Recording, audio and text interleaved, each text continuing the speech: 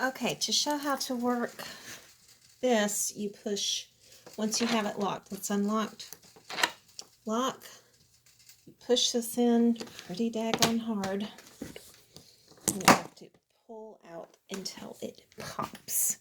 Okay, that's what it looks like. The key on the outside will not work. You can not do that. You can push it in, and then you can unlock it. You don't have to push the bottom one to unlock it. You just push it towards the door. Okay, so we're going to lock it. Okay, I'm going to activate this sucker. It's pulled out.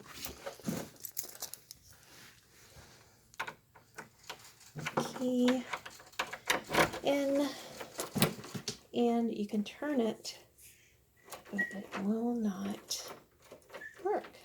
There, yay, finally. Oh my gosh. Okay, so once you push it in, which is pretty tight, there. And, oops, well, I'll show you that it actually does work. I did install it properly. So there you go. There you go. I'll do it one more time. I don't know if I can activate this with the key in, but we're going to try. Yep, you can.